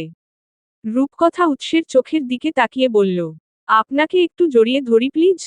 উৎস আর কিছু না বলে নিজ থেকেই রূপকথাকে জড়িয়ে ধরল। উৎস জড়িয়ে ধরতেই রূপকথা হু হু করে চোখের পানি ছেড়ে দিল। অনেকক্ষণ কান্না করার ফলে রূপকথার চোখ দিয়ে পানি পড়ার সঙ্গে সঙ্গে নাক দিয়েও পড়ছে। আর সেই পানির থাই হচ্ছে উৎসের হোয়াইট টি শার্টের বুকের অংশে। রূপকথা নাক টানতে টানতে বলল, দেখেছেন আমার বাসার সবাই কত স্বার্থপর। আজকে এত দিন হয়ে গেছে, অথচ আমার একটা খোঁজ পর্যন্ত নিল না। আমি না হয় রেগে থাকার কারণে কারো সঙ্গে কথা বলতে চাইনি। কিন্তু তাদের তো উচিত ছিল পরে জোর করে হলেও আমার খোঁজ খবর নেওয়া। উৎস বলল, কে বলেছে খোঁজ নেয়নি? তোমার মা রোজ আম্মাকে ফোন দিয়ে তোমার খুঁটিনাটি সব বিষয়ে খোঁজ নেয়। এই কথা শুনে রূপকথা চমকে গেল। বলল, সত্যি খোঁজ নেয়? আমার মাথা ছুঁয়ে বলেন তারপর বিশ্বাস করব। উৎস কপাল কুঁচকে বলল, এসব কি কথা? এসব ভালো কথা। আচ্ছা মাথা ছুঁয়ে বলতে হবে না। আপনি কসম কাটেন তাহলেই হবে। উৎস বিরক্ত হয়ে বলল, এসব আউল ফাউল কথা কে শিখিয়েছে তোমায়? রূপকথা উৎস থেকে দূরে সরে বলল, আপনি বেশি কথা বলতেছেন কিন্তু। উৎস বলল, আমি এসব ফাউল কথা বলতে পারবো না। আমার কথা বিশ্বাস না হলে তুমি আম্মাকে জিজ্ঞেস করতে পারো। রূপকথা আর কিছু বলল না। বুঝল উৎস সত্যি কথায় বলতেছে। এই কয়েক দিনে অন্তত এটা বুঝেছে যে লোকটা মিথ্যা কথা বলার পাত্র নয়। এর মধ্যে একজন সার্ভেন্টকে দিয়ে আয়শা বেগম উৎসকে ডেকে পাঠালো। উৎস রূপকথাকে বলল, তুমি থাকো, আমি দেখে আসি আম্মা কেন ডাকছে। উৎস রুমে এসে ওয়ার্ড্রোব থেকে একটা নতুন টি শার্ট নিয়ে ওয়াশরুমে চলে গেল চেঞ্জ করতে। এরপর চেঞ্জ করে এসে নিচে চলে গেল। আয়েশা বেগম ছেলেকে দেখে তার দিকে একটা ফাইল বাড়িয়ে দিল। উৎস কিছু না বলে ফাইলটা দেখতে দেখল। আয়েশা বেগম বলল, এটা তোমার বাবা দিয়েছে। উৎস ফাইলটা হাতে নিয়ে দেখে ফাইলাতে রূপকথার যাবতীয় সব কাগজপত্র আছে। সঙ্গে রূপকথার কলেজের টিসিও আছে। উৎস জিজ্ঞেস করল, এগুলো কখন আনিয়েছে? আয়েশা বেগম বলল, সেটা জানি না। তোমার বাবা কাল রাতে অফিস থেকে এসে ফাইলটা আমার হাতে দিয়ে বলল এটা যেন সকালে তোমাকে দেই। উৎস আর কিছু না বলে রুমে চলে গেল। রুমে এসে দেখে রূপকথা অন্যদিকে মুখ করে শুয়ে আছে। উৎস ডাকল, রূপকথা, এই রূপকথা। উৎস কোনো সাড়াশব্দ না পেয়ে রূপকথার সামনে গিয়ে দেখে রূপকথা ঘুমিয়ে পড়েছে। রূপকথাকে ঘুমাতে দেখে উৎস বলল, মানুষের ঘুম এত সস্তা কিভাবে হয়? এই মাত্র দেখে গেলাম বারান্দায় দাঁড়িয়ে আছে, এখন আবার এসে দেখছি ঘুমিয়ে পড়েছে। উৎস পাশের টি টেবিল থেকে পানির গ্লাসটা হাতে নিল। এরপর গ্লাস থেকে পানি নিয়ে রূপকথার মুখে ছিটা দিল। মুখে পানির স্পর্শ পেতেই রূপকথা এক লাফে উঠে বসল। সামনে তাকিয়ে দেখে উৎস হাতে পানির গ্লাস নিয়ে দাঁড়িয়ে আছে। তার সঙ্গে ঠিক কি হয়েছে সবটা বুঝে রূপকথা রেগে গেল। বলল, আপনার বাসায় আছি বলে আপনি আমাকে এভাবে অপমান করবেন? আমি না হয় একটু বেশি ঘুমাই, তাই বলে আপনি এটা করবেন? এই কয়েক বছর একটু কষ্ট করেন, অন্তত আমি নিজের পায়ে দাঁড়ানো পর্যন্ত, এরপরেই আপনাকে মুক্তি দিয়ে দিব। রূপকথার বকবক শুনে উৎস বিরক্ত হয়ে বলল, এসব অহেতুক বকবক শোনার টাইম নেই। রেডি হয়ে নাও, তোমাকে ভর্তি করাতে নিয়ে যাব। তোমাকে ভর্তি করিয়ে আমাকে আবার অফিস যেতে হবে। রূপকথা উৎস কথায় অপমান বোধ করল, যার ফলে তার চোখে পানি চলে আসলো। যা উৎসর চোখ এড়ালো না। উৎস বলল, কথায় কথায় চোখে পানি চলে আসে কেন? চোখের পানি কি এতই সস্তা যে যেখানে সেখানে যার তার জন্য চোখের পানি বিসর্জন দাও? রূপকথা চোখ মুছে ওয়ার্ড্রোব থেকে একটা ম্যাজেন্ডা কালার কুর্তি সেট নিয়ে ওয়াশরুমে চলে গেল। রূপকথা ফ্রেশ হয়ে চেঞ্জ করে এসে দেখে উৎস চেঞ্জ করে তৈরি হয়ে নিয়েছে। রূপকথা সুন্দর করে মাথায় হিজাব বেঁধে নিল, যেটা দেখে উৎস ভালো লাগলো। এরপর তারা দুজন বের হয়ে গেল রূপকথা যে কলেজে ভর্তি হবে সে কলেজের উদ্দেশ্যে। সচরাচর উৎস নিজে ড্রাইভ করলেও আজকে ড্রাইভার নিয়ে বের হলো। উৎস আর রূপকথা একসঙ্গে পিছনের সিটে বসলেও দুই জন্য দুই কর্নারে বসে বাহিরের দিকে তাকিয়ে আছে।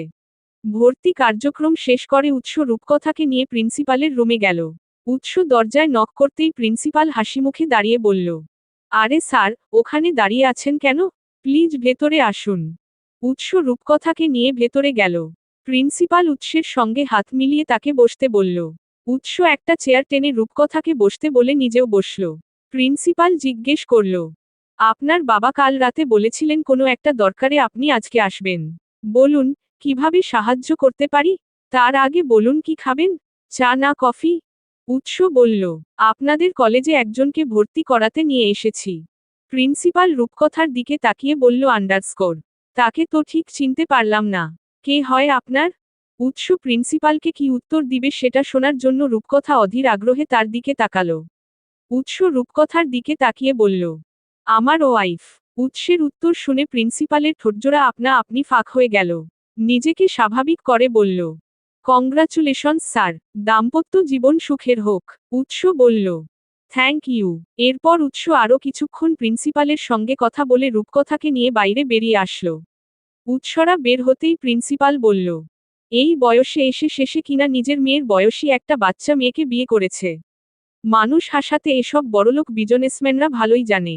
প্রিন্সিপালের রুম থেকে বের হয়ে হাঁটতে হাঁটতে রূপকথা উৎসকে বলল, আমি ভেবেছিলাম আপনি আমাকে আপনার কাজিন হিসেবে পরিচয় দিবেন। উৎস বলল, নাটক সিনেমা দেখতে দেখতে ওসবেই ঢুকে গেছো তুমি। এবার এসব বাদ দিয়ে আবার পড়ালেখায় মন দাও। রূপকথা বলল, আমার বই নেই, কিভাবে পড়ালেখায় মন দিব?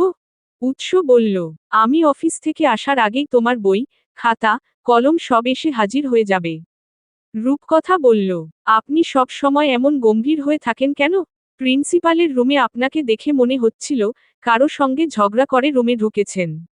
উৎস বলল, গম্ভীর থাকতে আমার ভালো লাগে। রূপকথা খোঁচা মেরে বলল, আপনি প্যাঁচা তো তাই। উৎস কিছু বলল না, কারণ সে বুঝে গেছে সে না থামলে রূপকথা জীবনেও থামবে না। সারাদিন এভাবে খোঁচাখুচি চালিয়ে যাবে।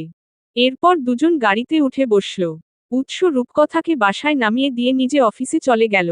রূপকথা বাসায় ঢুকতেই দেখে তার মা বাবা এসেছে। তাদের দেখে রূপকথার পা থেমে গেল। মন চাইল এক দৌড়ে গিয়ে তাদের জড়িয়ে ধরতে, কিন্তু সে এমন কিছুই করল না। নিজেকে স্বাভাবিক রেখে বলল, কেন এসেছো এখানে? শরীফ আহসান মেয়ের দিকে এগিয়ে এসে তাকে জড়িয়ে ধরতে চাইল, কিন্তু রূপকথা পিছিয়ে গেল। বলল, ডোন্ট টাচ মি। রূপকথার মা পারভিন মেয়ের মাথায় হাত দিয়ে বলল। এমন করছিস কেন মা? রূপকথা মাথা থেকে মায়ের হাতটা সরিয়ে নিয়ে বলল। কেমন করছি? পারভিন বলল। তোকে কয়েক দিনের জন্য নিয়ে যেতে এসেছি আমরা। রূপকথা বলল। সরি, আমি যেতে চাই না। তোমরা চলে যাও। এবার উৎসের মা আয়েশা রূপকথাকে বলল। রূপকথা মা, গেস্টদের সঙ্গে এভাবে ব্যবহার করতে হয় না। রূপকথা শাশুড়িকে বলল। আচ্ছা। শরীফ আহসান আর পারভিন সুলতানা রূপকথার সঙ্গে বসে কথা বলতে চেয়েছিল, কিন্তু রূপকথা রাজি হলো না। অনেকক্ষণ মেয়েকে বোঝানোর চেষ্টা করার পর তারা হাল ছেড়ে দিল। শরীফ আহসান আয়েশা বেগমকে বলল।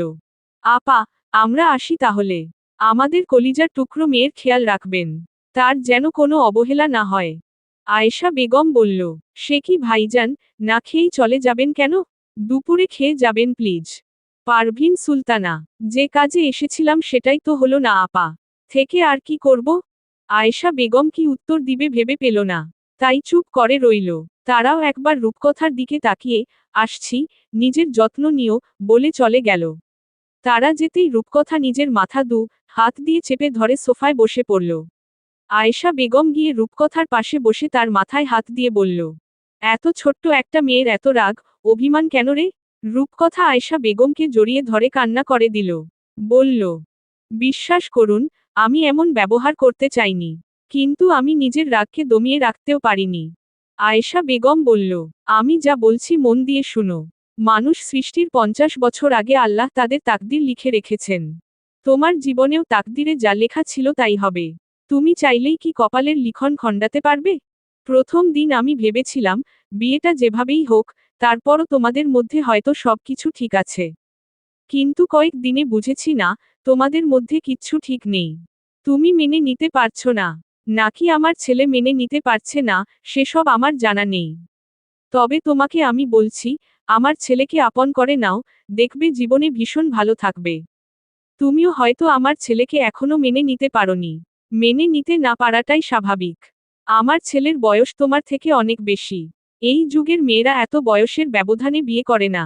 তারা একটু কম বয়সী ছেলে পছন্দ করে। কম বয়সী ইনম্যাচিউর ছেলেকে জীবনসঙ্গী বানিয়ে সারা জীবন পোস্তানো থেকে ম্যাচিউর, একটু সিনিয়র কাউকে জীবনসঙ্গী বানিয়ে ভালো থাকাটা ভালো না? তোমাদের সম্পর্ক আমাদেরই আফসোস লাগছে। তোমরা যদি সব স্বাভাবিক করতে না পারো তবে আমরা সারা জীবন অপরাধী হয়ে থাকব। বিশেষ করে আমি নিজে। উদয়কে ভালো পথে আনার জন্য আমি তোমাকে এই বাড়ির ছোট বউ বানাতে চেয়েছিলাম। এরপর দেখো কি থেকে কি হয়ে গেল। রূপকথা আয়েশা বেগমের বলা সবগুলো কথা খুব মনোযোগ দিয়ে শুনল। রূপকথা বলল।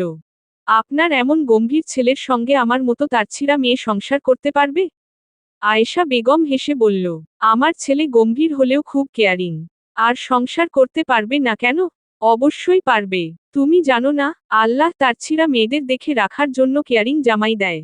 রূপকথা মনে মনে বলল। জামাইটা যেমন তেমন হলেও শাশুড়িটা রসিক আছে। রূপকথা কিছু বলছে না, চুপচাপ বসে আছে। আয়েশা বেগম বলল। সেই সকালে একটু নাস্তা করেছ, আর কিছুই খাওনি। নিশ্চয়ই খিদে লেগেছে। কি খাবে? সার্ভেন্টদের বলে যাও, ওরা বানিয়ে রাখবে। তুমি গিয়ে ফ্রেশ হয়ে নাও। রূপকথা আয়েশা বেগমকে দেখে উঠে দাঁড়িয়ে বলল। নুডলস খাবো। আয়েশা বেগম বলল। ঠিক আছে, যাও, আমি সার্ভেন্টকে বলছি বানিয়ে রাখতে। রূপকথা রুমে চলে গেল। এরপর চেঞ্জ করে ফ্রেশ হয়ে বারান্দায় গিয়ে দাঁড়ালো। আজকের আকাশটা অনেক বেশি সুন্দর। যেটা দেখে রূপকথা রুমে এসে মোবাইলটা নিয়ে ফটাফট কিছু ছবি তুলে নিল।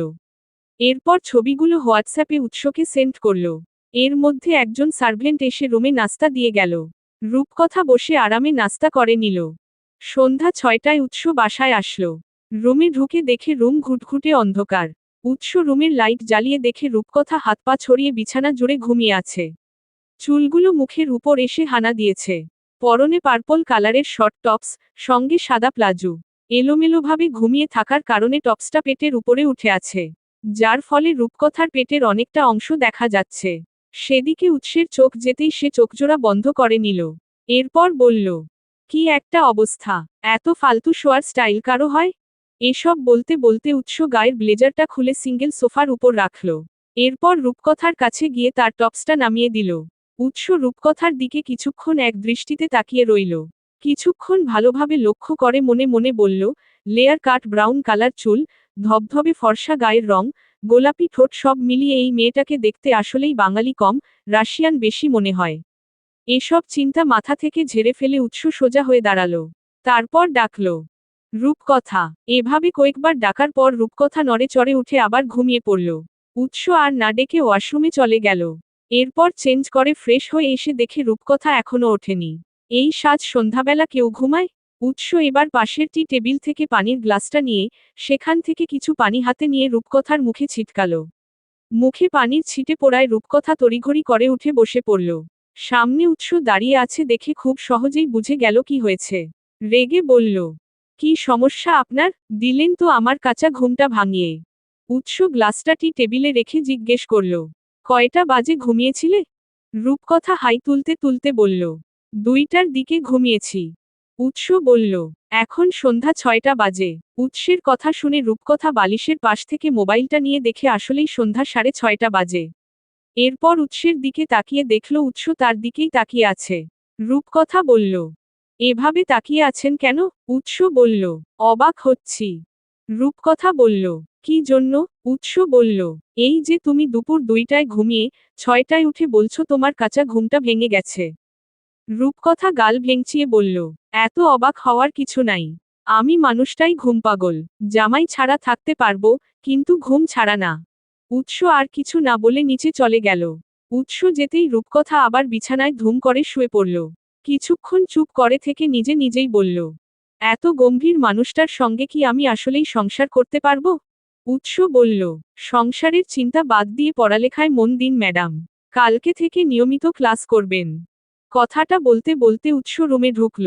তার হাতে রূপকথার সবগুলো বই, গাইড। রূপকথা বলল, কলেজের ইউনিফর্ম ছাড়া কিভাবে ক্লাস করব? উৎস বলল, একটু পরই ড্রাইভার এসে ইউনিফর্ম দিয়ে যাবে। রূপকথা বলল, আজকেই না মাত্র ভর্তি হলাম? উৎস বলল, এমনই অনেক পিছিয়ে গেছো। আর রেস্ট নিলে জীবনে সেকেন্ড ইয়ারে উঠতে পারবে না। রূপকথা বলল, আল্লাহ মাফ করুক। কি বলতেছেন এসব? আমি ডাব্বা মারলে আপনার আত্মীয় স্বজন সবাই তো বলবে উৎসের বউ ডাব্বা মেরেছে। তখন শান্তি লাগবে? উৎস বলল, সেজন্যই তো বলছি, এখনো সময় আছে, পড়ালেখায় মনোযোগ দাও। শূন্য। রূপকথা বলল, ঠিক আছে, আগামীকাল থেকে ভালো হয়ে যাব। উৎস বলল, আগামীকাল কখনো আসে না, আজকে, এই এখনই পড়তে বসবে। রুমের এক কোনায় যে সেন্টার টেবিলটা আছে, উৎস সব বই সেটার উপর রাখল। এরপর বইগুলো সাজিয়ে রাখল। রূপকথাকে উদ্দেশ্য করে বলল, অগোছালো কাজ আমার একদমই পছন্দ না। সব সময় রুম যেন পরিপাটি থাকে। শাওয়ার নিয়ে টাওয়েলটা বিছানায় না রেখে বারান্দায় মেলে দিবে। পড়ালেখা শেষ করে বই খাতাগুলো জায়গা মতো গুছিয়ে রাখবে। এটা বলে উৎস নিচে চলে গেল। অন্যদিকে রূপকথা কিছু না বলে বিছানায় মুখ ফুলিয়ে বসে আছে। উৎস কিভাবে তাকে আকার ইঙ্গিতে কথা শুনিয়ে চলে গেল। রূপকথা কিছুক্ষণ ওভাবে বসে থেকে চুলগুলো খোপা করে ওয়াশরুমে চলে গেল। এরপর ফ্রেশ হয়ে এসে নিজের ওড়নাটা খুঁজতে লাগলো। ঘুমানোর সময় ওড়না গায়েই ছিল। কিন্তু এখন কোথায় গেল? অনেকক্ষণ খোঁজার পর এক পর্যায়ে গিয়ে ওড়নাটা খুঁজে পেল। ওড়নাটা হাতে নিতেই তার মাথায় এলো এতক্ষণ সে উৎসের সামনে ওড়না ছাড়া ছিল। কথাটা মাথায় আসতেই রূপকথা বিছানায় বসে পড়ল। মনে মনে বলল, আল্লাহ, লোকটা কি ভাবতেছে? ছি ছি ছি। রূপকথা বিছানায় বসে দাঁত দিয়ে নখ কাটছিল, এমন সময় একজন সার্ভেন্ট এসে দরজায় নখ করে বলল, ম্যাম, আপনাকে নিচে ডাকছে। রূপকথা দরজার দিকে তাকিয়ে জিজ্ঞেস করল, আমাকে আবার কে ডাকছে? কেন ডাকছে? সার্ভেন্ট বলল, আয়েশা ম্যাম ডাকছে আপনাকে, নাস্তা করার জন্য। রূপকথা আর কিছু জিজ্ঞেস না করে ওড়নাটা মাথায় দিয়ে নিচে চলে গেল। রূপকথা নিচে গিয়ে দেখে সবাই নাস্তা করছে। আয়েশা তাকে দেখে বলল, উপরে এতক্ষণ কি করছিলে? রূপকথা চোরা চোখে একবার উৎসের দিকে তাকিয়ে বলল, কিছু না, এমনি। আয়েশা বেগম বলল, আচ্ছা, ঠিক আছে, নাস্তা করে নাও। রূপকথা নাস্তা করে রুমে চলে আসলো। রুমে এসে মোবাইলটা হাতে নিয়ে ধপাস করে বিছানায় শুয়ে পড়ল। মোবাইলে ফেসবুক না থাকায় তার মনে হচ্ছে মোবাইলে কিছুই নেই। ঠিক করল, আজকেই উৎসকে জোর করিয়ে হলেও একটা ফেসবুক আইডি খুলে নিবে। বিছানায় শুয়ে এসব ভাবছিল রূপকথা। এমন সময় উৎস রুমে প্রবেশ করল। রূপকথাকে শুয়ে থাকতে দেখে ভ্রু কুঁচকে জিজ্ঞেস করল, কি সমস্যা? এখনো শুয়ে আছো তুমি? পড়তে বসনি কেন? রূপকথা হাই তুলতে তুলতে বলল, আমার ঘুম আসছে, তাই শুয়ে আছি। উৎস বলল, দিন রাত 24 ঘন্টা, সারাদিন শুধু ঘুমাতেই মন চায়। রূপকথা টেনে টেনে বলল, ঘুম ভালোবাসি রে, আমি ঘুম ভালোবাসি রে। উৎস ধমক দিয়ে বলল, গানের সুর না টেনে তাড়াতাড়ি পড়তে বসো। উৎসের ধমক শুনে রূপকথা তড়িঘড়ি করে উঠে বসে পড়ল। রূপকথার অবস্থা দেখে উৎস না চাইতেও মনে মনে হেসে দিল। তবে উপরে গম্ভীরত্ব রেখে বলল, তুমি না বলেছিলে তুমি পড়ালেখা করতে চাও? রূপকথা বলল আন্ডারস্কোর। হ্যাঁ চাই তো, ইভেন এখনো চাই। উৎস বলল, ওহ আচ্ছা, এই তার নমুনা? রূপকথা বলল, আমার পড়ালেখা করে নিজের পায়ে দাঁড়াতে মন চায়। তবে পরীক্ষার আগের দিন ছাড়া পড়তে বসতে মন চায় না। উৎস আবারও ধমক দিয়ে বলল, লাস্ট বার বলছি, নাটক না করে পড়তে বসো। উৎসের ধমক শুনে রূপকথা বলল, কথায় কথায় শুধু ধমক দেন। অভিশাপ দিলাম, আপনার সারাদিন জীবন কাটবে শুধু আমাকে নাটক কম করো পিউ, এই কথাটা বলতে বলতে। উৎস বলল, তোমার ফোনটা দাও। রূপকথা বলল, কেন? উৎস বলল, দরকার আছে। রূপকথা বলল, কি দরকার? আচ্ছা শুনেন, আমাকে একটা ফেসবুক আইডি খুলে দেন প্লিজ জজ। উৎস বলল, আচ্ছা দিচ্ছি, মোবাইলটা তো আগে দাও। রূপকথা খুশি মনে উৎসকে মোবাইলটা দিয়ে দিল। মোবাইলটা নিয়ে উৎস নিজের প্যান্টের পকেটে রেখে দিল। বলল, রাত 10টার পর মোবাইল পাবে। এবার পড়তে বসো, আর কোনো কথা শুনতে চাই না আমি। শেষের কথাগুলো উৎস দাঁতে দাঁত চেপে বলায় ভয় পেয়ে গেল রূপকথা। তাড়াতাড়ি করে পড়ার টেবিলে গিয়ে বসল। এরপর পৌরনীতি বইটা হাতে নিয়ে একটা পেজ উল্টিয়ে পড়া শুরু করল। উৎস বলল, ইংরেজি বই নাও। রূপকথা বলল, আমি ইংরেজি অনেক পারি, পৌরনীতি তেমন পারি না, তাই পৌরনীতি নিয়ে বসলাম। উৎস বলল, এত সুন্দর চাপা মারা কার থেকে শিখেছ? রূপকথা বলল, চাপা মারতে পারাটাও একটা প্রতিভা, যেটা সবার মধ্যে থাকে না। হু। উৎস বলল, কাল থেকে বিকেল 5টায় তোমার প্রাইভেট টিচার আসবে, যিনি তোমাকে আইসিটি আর ইংরেজি পড়াবেন।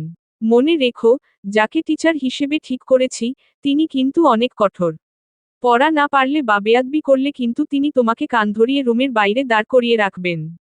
তাই বলবো, মান সম্মানের কথা চিন্তা করে হলেও ঠিক মতো পড়ালেখাটা করো। রূপকথা বলল, এভাবে শাস্তি না দিলেও পারতেন জাওয়াদ সাহেব। শাস্তিটা অন্তরে গিয়ে একদম ডিরেক্ট কষ্ট হয়ে লাগলো। উৎস বলল, তুমি এত পাকনা পাকনা কথা কিভাবে বলো? প্লিজ, এবার চুপ করো। দয়া করে একটু পড়তে বসো। রূপকথা বলল, আপনার কথা শুনে মনে পড়ে গেল আমার দাদির কথা। তিনি কি বলতো জানেন? উৎস বলল, না, তুমি না বললে আমি কিভাবে জানব? রূপকথা বলল, আমার পাকামি দেখে দাদি বলতো, অল্প বয়সে পাকিলে বাল, দুঃখ থাকিবে চিরকাল। উৎস বলল, ছি, এসব কি কথা? রূপকথা বলল, আহা নাটক, বাল শব্দটা কি খারাপ? এটা হলো একটা হিন্দি শব্দ, যেটার বাংলা হলো চুল, আর ইংরেজি হলো হেয়ার। উৎস বলল, মাফ চাই, তোমার পড়া লাগবে না, প্লিজ তুমি ঘুমাও। কথাটা শুনেই রূপকথা পড়ার টেবিল থেকে উঠে বিছানায় গিয়ে ধপাস করে শুয়ে পড়ল। বলল আন্ডারস্কোর। আহ শান্তি। উৎস চুপচাপ কিছুক্ষণ রূপকথার দিকে তাকিয়ে রইল, এরপর নীরবে রুম থেকে বেরিয়ে গেল। উৎস চলে গেছে বুঝতে পেরে রূপকথা শোয়া থেকে উঠল। কিছুক্ষণ চারপাশে মোবাইলটা খুঁজে দেখল, কিন্তু কোথাও পেল না। এরপর আবার শুয়ে পড়ল। রূপকথার ঘুম ভাঙতেই রুমের দেয়াল ঘড়িতে তাকিয়ে দেখে রাত 10টা বাজে। রূপকথা কিছুক্ষণ বসে থেকে উঠে ওয়াশরুমে গিয়ে ফ্রেশ হয়ে আসলো। এরপর ওড়নাটা গায়ে জড়িয়ে নিচে চলে গেল। গিয়ে দেখে ফারুক সাহেব বসে টিভিতে খবর দেখছে আর আয়শা বেগম ফোনে কারো সঙ্গে কথা বলছে। আশেপাশে কোথাও উৎসকে দেখতে পেল না।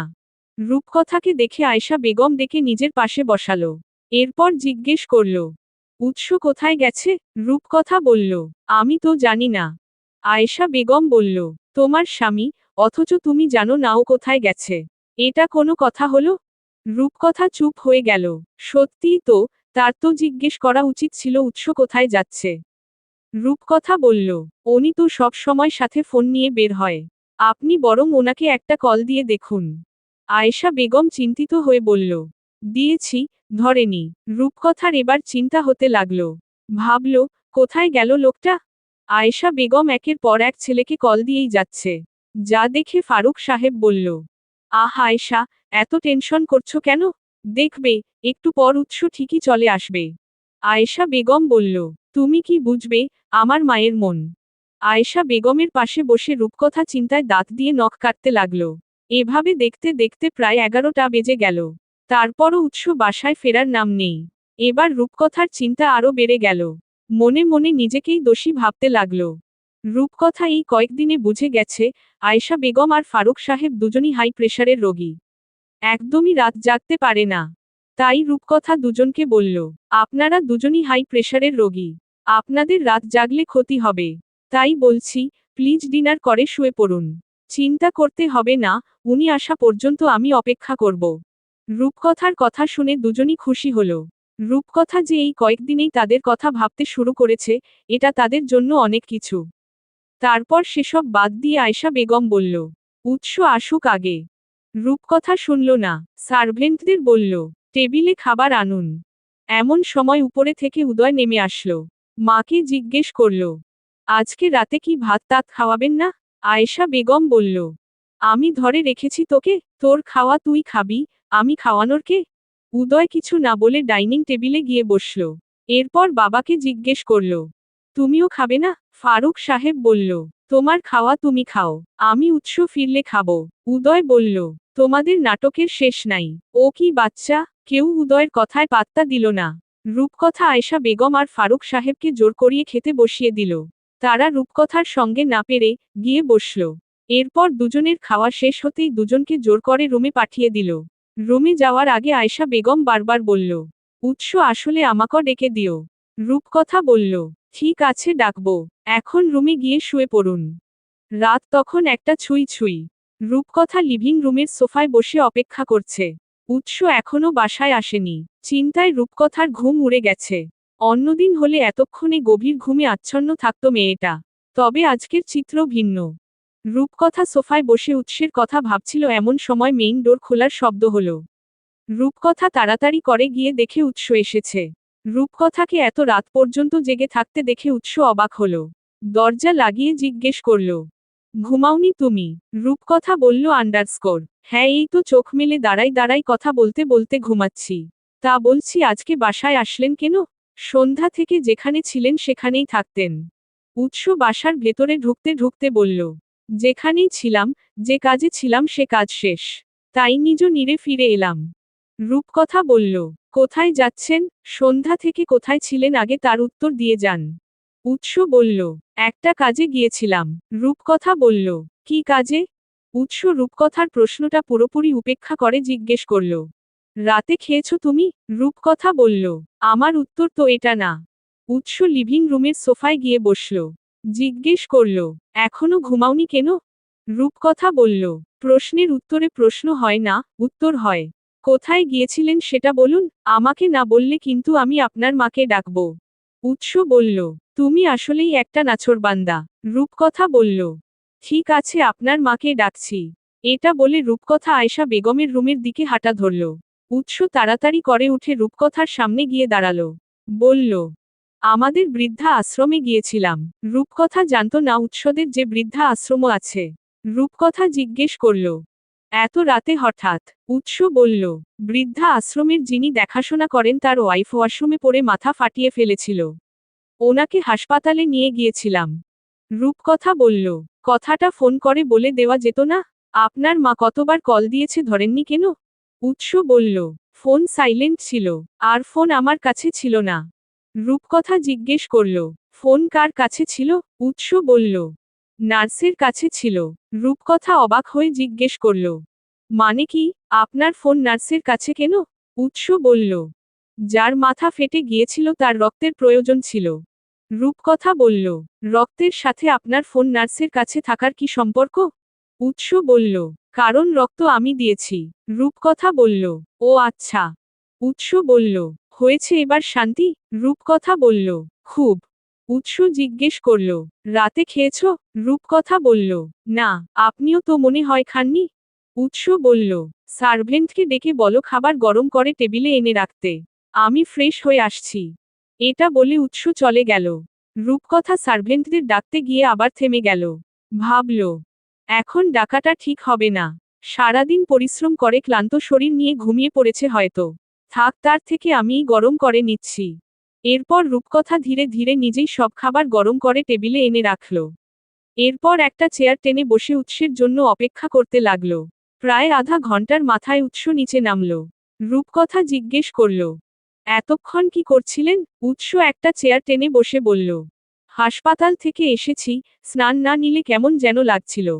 রূপকথা আর কিছু না বলে উৎসের প্লেটে খাবার তুলে দিল। এরপর নিজেও খাওয়া শুরু করল। খাওয়া শেষ হতেই উৎস বলল, প্লেট বাটিগুলো কিচেনে রেখে দাও, সকালে সার্ভেন্টরা ধুয়ে নিবে।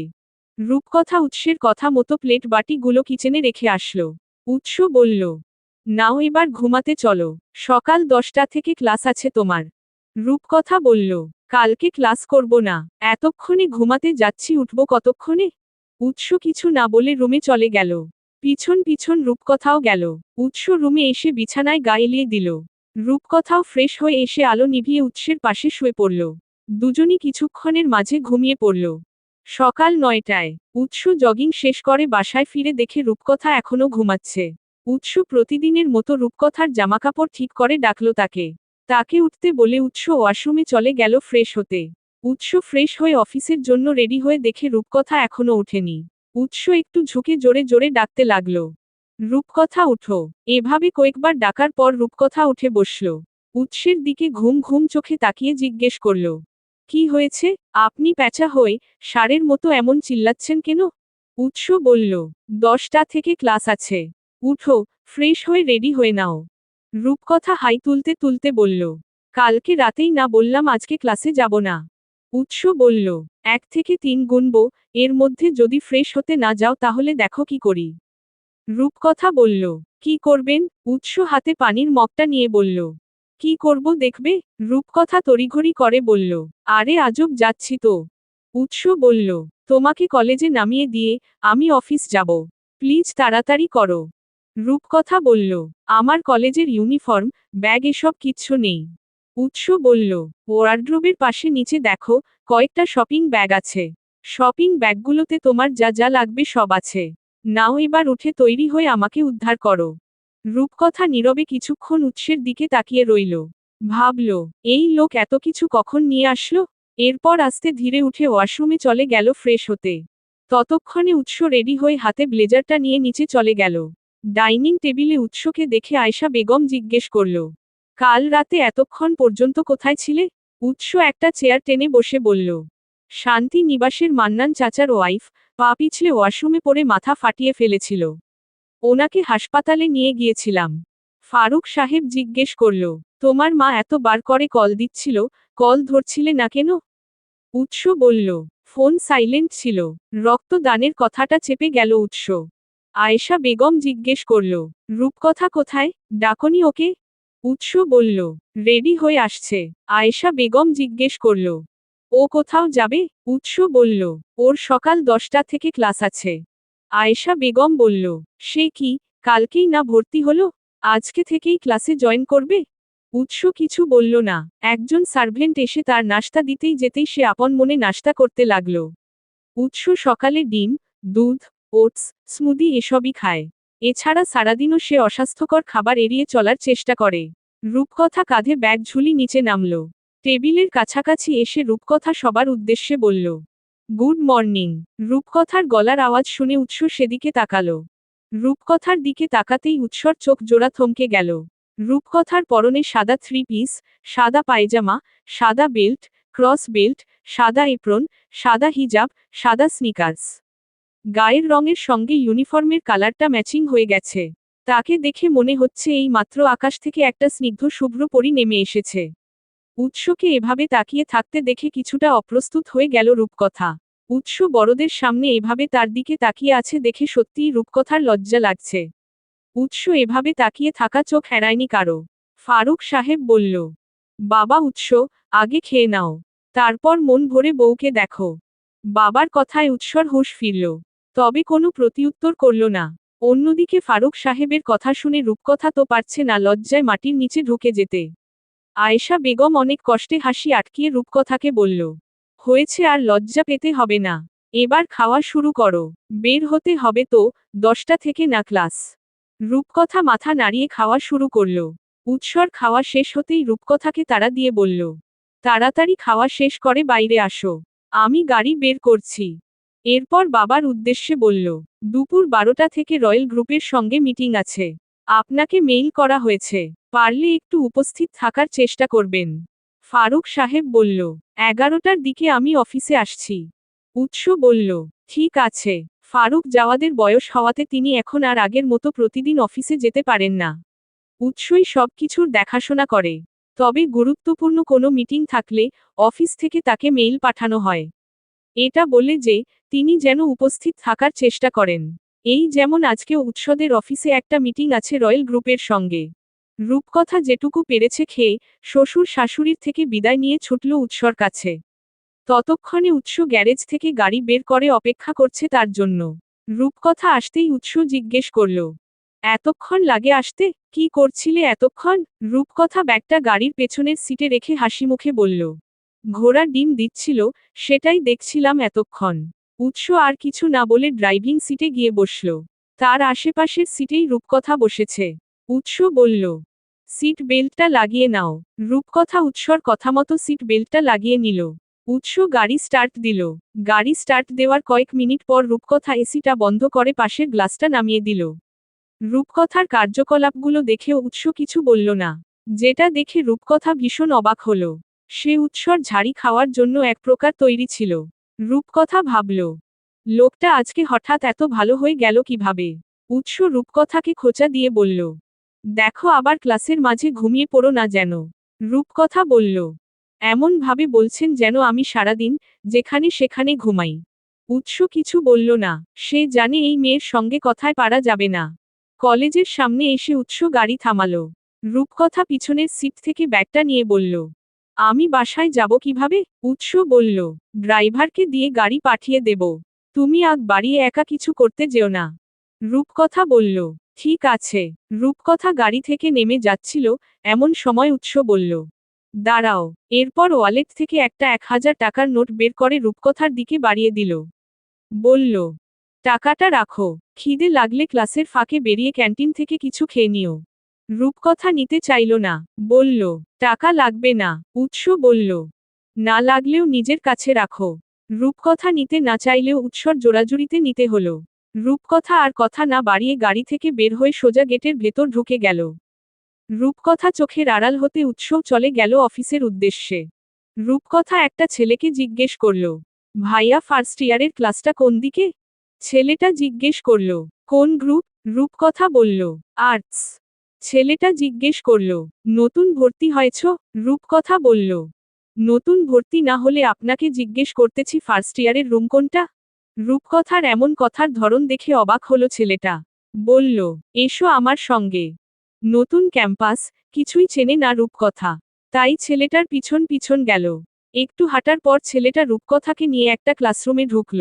এরপর একটা মেয়েকে ডেকে বলল, ওয়াহি এদিকে আয়, শোন। ওয়াহি এসে বলল, জি ভাইয়া, বলো। তুর্য বলল, মেয়েটাকে তোর পাশে বসা। এখানকার কিচ্ছু চেনে না। ওয়াহি একবার রূপকথার দিকে তাকিয়ে তুর্যকে জিজ্ঞেস করল, ওকে ভাইয়া? তুর্য কোনো উত্তর দিল না। যেভাবে এসেছিল এভাবেই চলে গেল। তুর্য যেতে ওয়াহি রূপকথাকে বলল, হাই, আমি ওয়াহি। কি নাম তোমার? রূপকথা হেসে বলল, রূপকথা। ওয়াহি বলল, সুইট নেম। এসো, আমার পাশে বসবে চলো। এরপর ওয়াহি রূপকথাকে নিয়ে নিজের সিটে চলে গেল। পাশাপাশি বসে আছে দুজন। ওয়াহি জিজ্ঞেস করল, আমার ভাইয়া তোমাকে কিভাবে চিনে বুঝলাম না। রূপকথা বলল, আমি যার সঙ্গে ক্লাসরুমে এসছি উনি তোমার ভাই ছিল? ওয়াহি বলল, হ্যাঁ, ওর নাম তুর্য। এখানেই অনার্স 4র্থ বর্ষে পড়ে। রূপকথা এবার প্রথম থেকে ক্লাসরুমে আসা পর্যন্ত সবটা বলল। ওয়াহি বলল, তুমি তো মেবি আগে অন্য কলেজে ছিলে। এখানে ট্রান্সফার হলে কেন? সে যে বিবাহিত, কথাটা পুরোপুরি চেপে গেল রূপকথা। বলল, এমনি। তোমার বাসা কোথায়? ওয়াহি বলল, গুলশান। তোমার? রূপকথা বলল, বাড়িধারা। এর মধ্যেই ক্লাসে একজন ম্যাম চলে আসলো। রূপকথা এবং ওয়াহি সবগুলো ক্লাস মনোযোগ সহকারে শেষ করল। তবে ফাঁকে ফাঁকে অনেক গল্পও করেছে। ওয়াহির সঙ্গে পরিচয় হয়ে রূপকথা খুশি হল। কলেজ ছুটির পর ওয়াহি জিজ্ঞেস করল, তোমার ফেসবুক অ্যাকাউন্ট আছে? রূপকথা বলল, না, হোয়াটসঅ্যাপ আছে। ওয়াহি বলল, তাহলে নাম্বারটা দাও, আমি বাসায় গিয়ে হোয়াটসঅ্যাপে অ্যাড করে নেব। রূপকথা নাম্বারটা দিল। এরপর দুজন কলেজ থেকে বের হলো। রূপকথা গেটের বাইরে আসতেই তার সামনে একজন ড্রাইভার এসে বলল, ম্যাম, স্যার গাড়ি পাঠিয়েছে। ওয়াহি রূপকথাকে জিজ্ঞেস করল আন্ডারস্কোর, তুমি গাড়িতে আসা যাওয়া করো?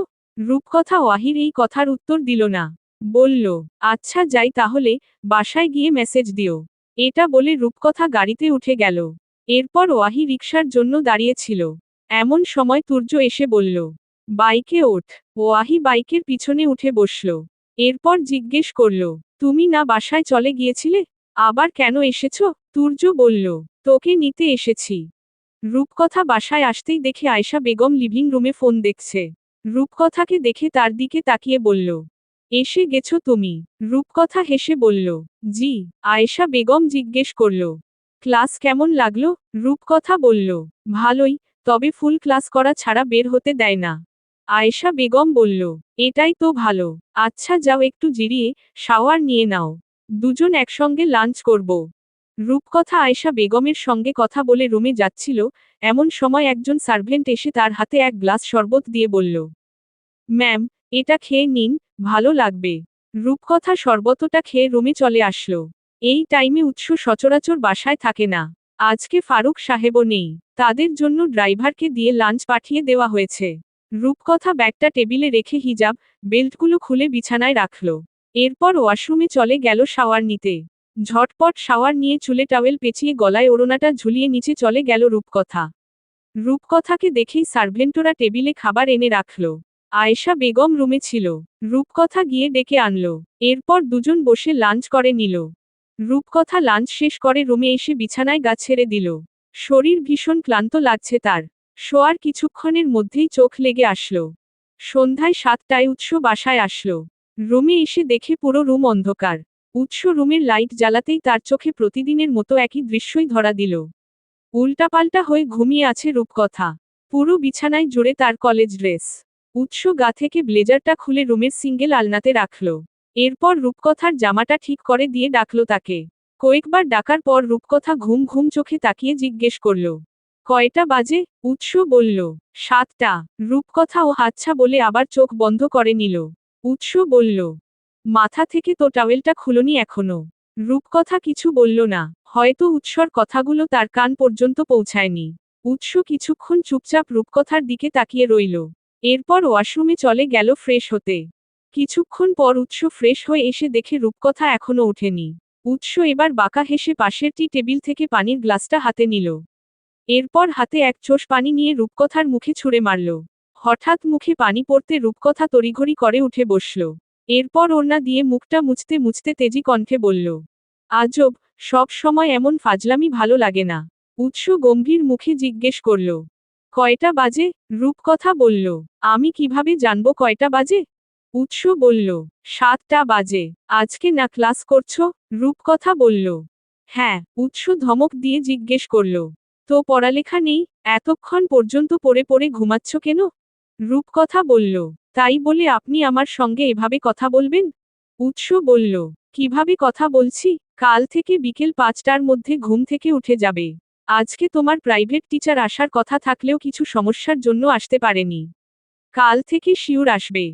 রূপকথা কিছু বলল না। উৎস বলল, ফ্রেশ হয়ে নাস্তা করে পড়তে বসো। আমাকে আরেকবার যেন বলতে না হয়। কথাটা বলে উৎস নিচে চলে গেল। রূপকথা কিছুক্ষণ চুপচাপ ওভাবেই বসে রইল। এরপর মোবাইলটা হাতে নিয়ে দেখে হোয়াটসঅ্যাপে অপরিচিত একটা নাম্বার থেকে মেসেজ এসেছে। রূপকথা বুঝে গেল এটা যে ওয়াহি। মেসেজের একটা রিপ্লাই দিয়ে রূপকথা ওয়াশরুমে চলে গেল ফ্রেশ হতে। ফ্রেশ হয়ে এসে রূপকথা মাথা থেকে টাওয়েলটা খুলে বিছানায় রাখল। এরপর নিচে চলে গেল। নিচে গিয়ে দেখে সবাই অলরেডি নাস্তা করা স্টার্ট করে দিয়েছে। রূপকথা গিয়ে উৎসর পাশের চেয়ারে বসল। তাকে দেখে ফারুক সাহেব হাসিমুখে জিজ্ঞেস করল, কলেজে ফার্স্ট ডে কেমন কাটলো মা? রূপকথা হাসিমুখে বলল, আন্ডারস্কোর। জি ভালো কেটেছে। রূপকথা দেখল আজকে টেবিলে উদয় আছে। ছেলেটাকে রূপকথার একদম সহ্য হয় না। ছেলেটা কেমন যেন খাইয়া ফেলমু লুকে তাকায় তার দিকে। রূপকথা নাস্তা করে রুমে চলে গেল। রূপকথা যাওয়ার পর উৎস উদয়কে জিজ্ঞেস করল, এভাবে আর কতদিন? উদয় কোনো উত্তর দিল না। উৎস বলল, কি জিজ্ঞেস করেছি? এবারও উদয় কিছু বলছে না। সে উৎসকে পুরোপুরি ইগনোর করছে।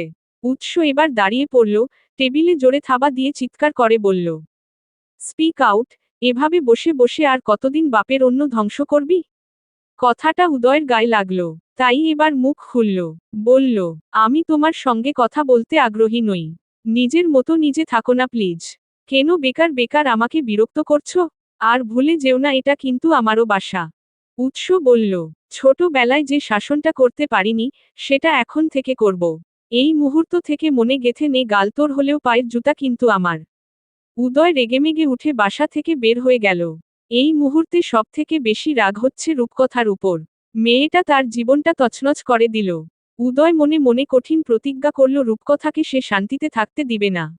রূপকথার জীবনটাকে সে নরক বানিয়ে ছাড়বে। উদয়ের ধারণা, রূপকথার সঙ্গে বিয়ে হওয়ার পর থেকেই উৎস পাল্টে যাচ্ছে।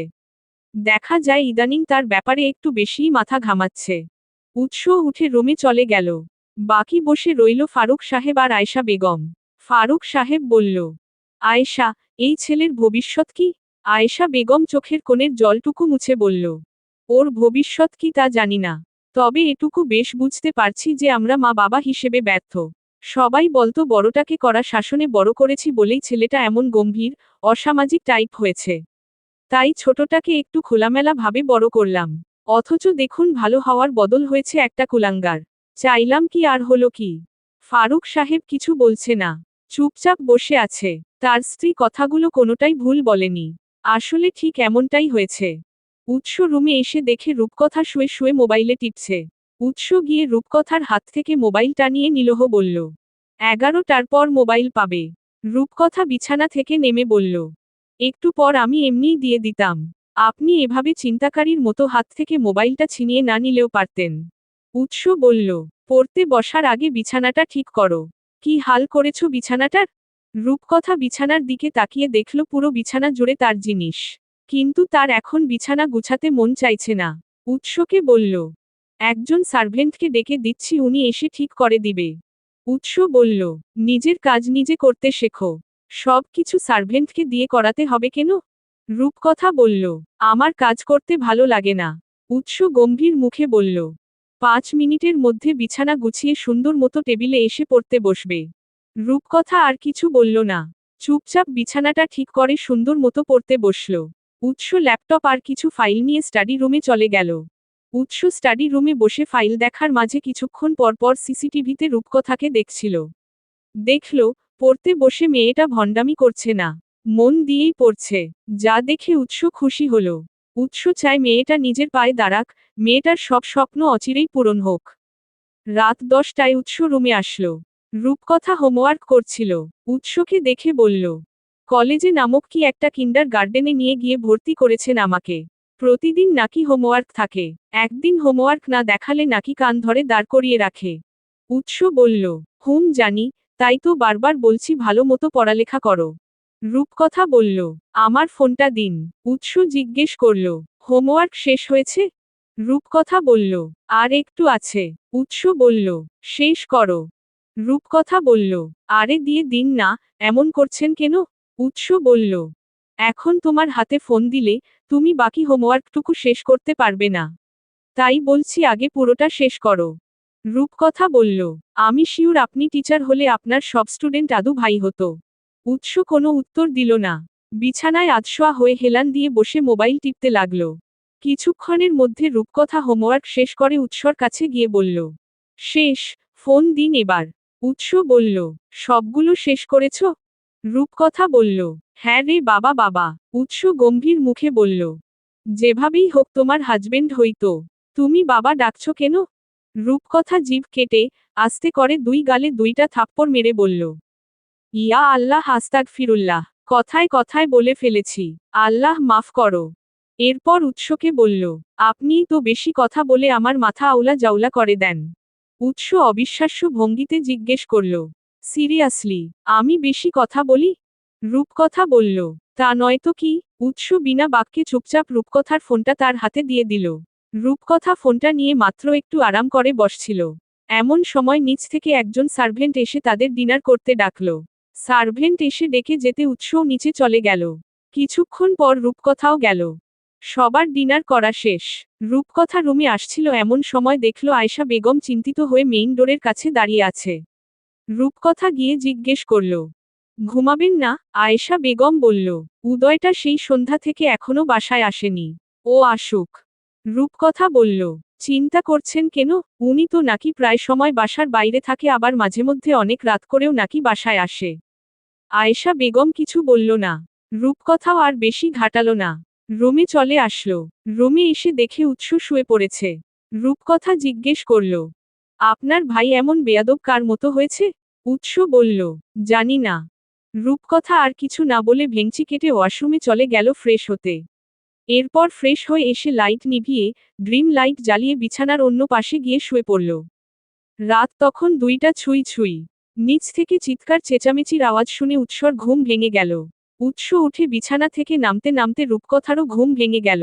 উৎসকে জিজ্ঞেস করল, এত চিৎকার চেঁচামেচি কে করছে? উৎস বলল, উদয়ের গলা মনে হচ্ছে, বুঝতে পারছি না। নিচে গিয়ে দেখে আসি। রূপকথা বলল, আমিও যাব। উৎস কিছু না বলে হাঁটা ধরল। রূপকথা উৎসর পিছন পিছন যেতে লাগল।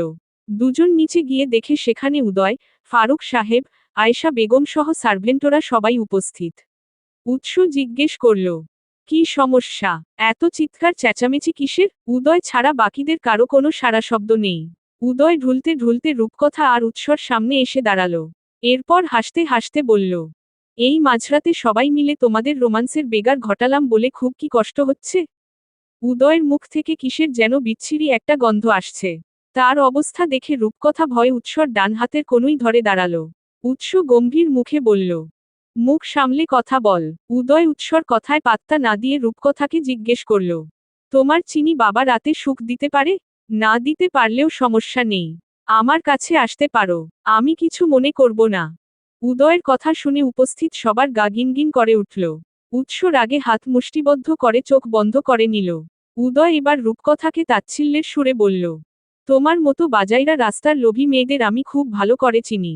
তোমরা যার কাছে টাকা পাও তার সাথেই বিছানায় চলে যাও। যেমন আমার ভাইকে বড়লোক পেয়ে তার কাঁধে চেপে বসেছ। রূপকথা আর সহ্য করতে পারল না। না চাইতেও হাত চালিয়ে দিল উদয়ের গালে। উৎস সহ উপস্থিত সবাই রূপকথার এমন কাজে অবাক হল। রূপকথা নিজেও অবাক। উদয় গালে হাত দিয়ে গর্জে উঠে বলল, তোর এত বড় সাহস, তুই একটা রাস্তার নর্তকী হয়ে আমার গায়ে হাত তুলেছিস? উদয়ের অন্য গালে এবার উৎস থাপ্পড় মারল। টি শার্টের কলার ধরে বলল, আমার ওয়াইফের সম্পর্কে আর একটা বাজে কথা বললে মেরে তোর গায়ের চামড়া তুলে নিব আমি।